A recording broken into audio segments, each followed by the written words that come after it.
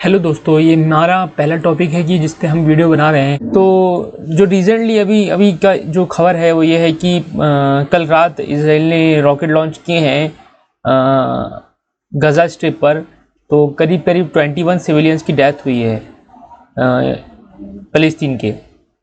तो आखिरकार ये डिस्प्यूट है क्या, उसको जानते हैं हम। तो ये वेस्ट बैंक का रीजन है, ये फ़लस्तीन का।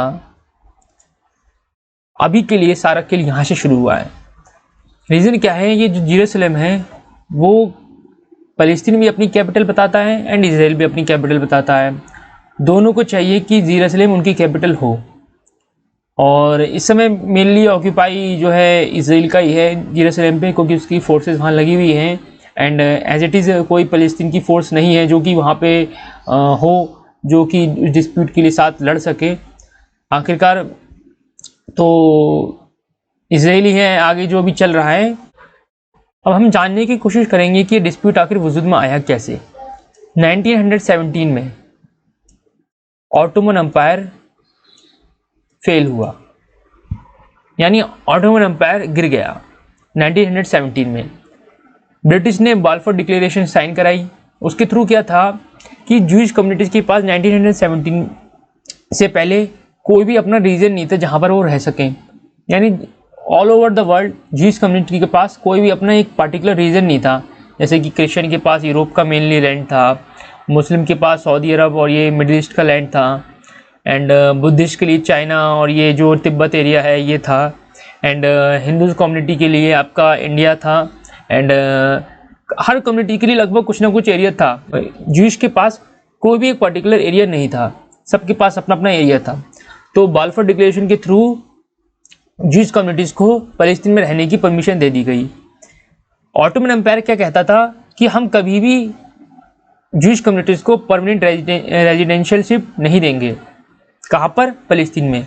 सिर्फ टेम्प्रेरी रह सकते हैं, वो कभी भी परमानेंट नहीं रह सकते। लेकिन बाल्फोर डिक्लेरेशन आई 1917 में ब्रिटिश के द्वारा, उसके बाद वहाँ पर जूइश कम्युनिटीज़ परमानेंटली रह सकती थी। तो एज इट इज़ वो रहती रही। 1946 की पिक्चर है ये, कि उस समय कितना रीजन कंट्रोल में था फ़लस्तीन के और कितना इजराइल के कंट्रोल में था। 1947 में क्या हुआ, यूएन ने एक रेजोल्यूशन पास किया। उन्होंने कहा कि 2 पार्टी बना देना चाहिए, यानी एक जो मुस्लिम मेजॉरिटी का एरिया है उसे फ़लस्तीन कह देना चाहिए, एंड जो जूइश कम्युनिटी का मेजॉरिटी का एरिया है उसे आप इसराइल कह दीजिए। ठीक, तो उस समय तो इसराइल उस चीज़ को मान गया, क्योंकि इसराइल को किसी कहते ना कि कुछ नहीं मिलने से अच्छा थोड़ा मिल रहा है ले लो, बाद में देखा जाएगा। लेकिन अरब कंट्रीज़ नाराज़ थी। वो कहती थी कि हम कैसे दे देंगे जूइश को, ये पूरा एरिया हमारा है, फ़लस्तीन के लोगों का है, कैसे हम दे सकते हैं कि इसराइल यहाँ पर आके रह रहा है, उसको पूरा एक कंट्री दे दें। 1948 में वॉर हो गई अरब कंट्रीज़ में एंड इसराइल में। हुआ क्या, इसराइल जीत गया। इसराइल ने जितना उसको यूएन के द्वारा मिला था उससे 50% और ज़्यादा ऑक्यूपाई कर लिया।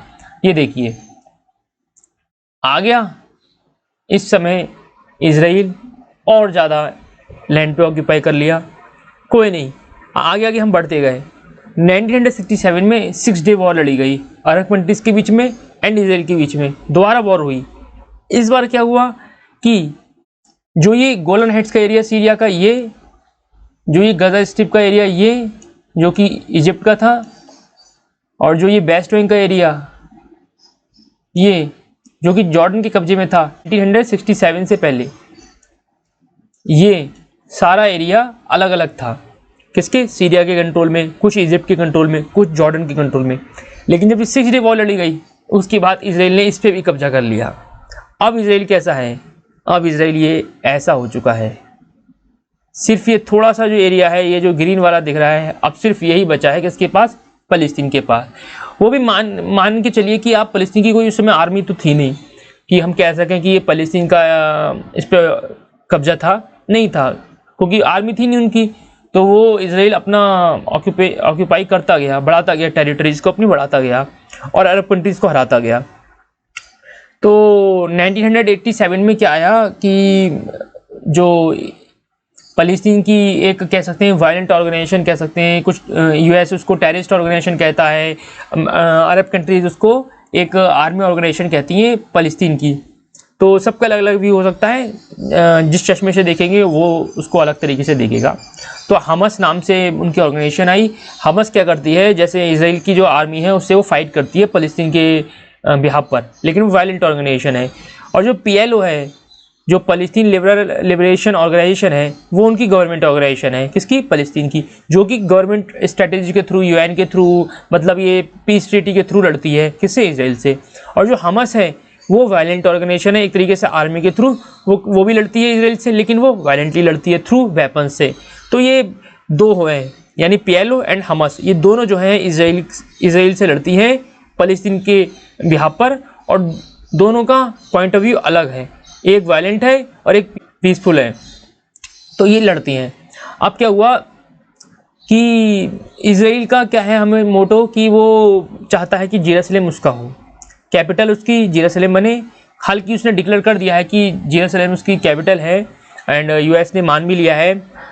और लेकिन कुछ कंट्रीज़ अभी भी अगेंस्ट में हैं। टर्की हो गया आपका, पाकिस्तान हो गया आपका, ईरान हो गया, ये सीरिया हो गया, ये कंट्रीज़ अभी भी अगेंस्ट में हैं इजराइल के कि आपकी कैपिटल जेरूसलम नहीं हो सकती, क्योंकि जेरूसलम फ़लस्तीन की कैपिटल है। हालांकि डिस्प्यूट का रीज़न ये भी है ना कि जेरूसलम में मुस्लिम कम्युनिटीज़ की भी होली साइट्स हैं एंड ज्यूश कम्युनिटीज़ की भी होली साइट्स हैं।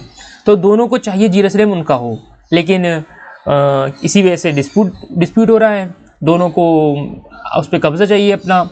इंडिया का क्या इसके ऊपर टेक है? देखिए, जब 1947 में इंडिया आज़ाद हुआ था तो इंडिया भी कॉलोनाइजेशन से दब के इतना सब कुछ अत्याचार इंडिया के ऊपर हुआ है, फिर इंडिया आगे बढ़ा है। तो इंडिया हमेशा जानता है कि बहुत बुरा होता है किसी के अंडर में रहना और अपने ऊपर अत्याचार सहना, ये अच्छा नहीं होता।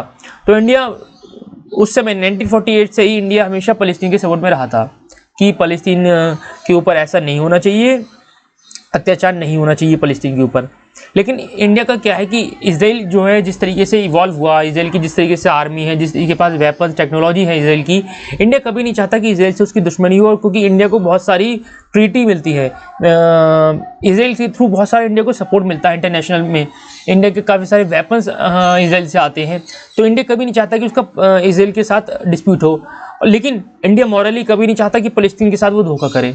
तो इंडिया दोनों को मतलब मिक्सअप रखता है, ना इंडिया बुराई इजराइल से लेता है, ना इंडिया फ़लस्तीन से बुराई लेता है। कभी इंडिया फ़लस्तीन के अगेंस्ट में वोट कर देता है, जैसे कि अभी 2019 में इजराइल ने मोटो लाया UN में, इकोनॉमिक काउंसिल में, कि आप जो PLO ऑर्गेनाइजेशन है, फ़लस्तीन लिबरेशन ऑर्गेनाइजेशन, उसकी कंसल्टेटिव अथॉरिटी को अधिकार छीन लीजिए कि वो UN में अपना रिप्रेजेंटेटिव कर सकें। तो इंडिया ने इजराइल के सपोर्ट में आपका वोट किया, लेकिन पहले इंडिया कुछ चीज़ों में इजराइल के अगेंस्ट भी वोट कर चुका है, हर बार इंडिया फेवर नहीं करता। इंडिया मॉरली भी करेक्ट रहना चाहता है, इंडिया जियोपॉलिटिकली भी करेक्ट रहना चाहता है। इंडिया कभी भी किसी एक कंट्री का सपोर्ट नहीं करता।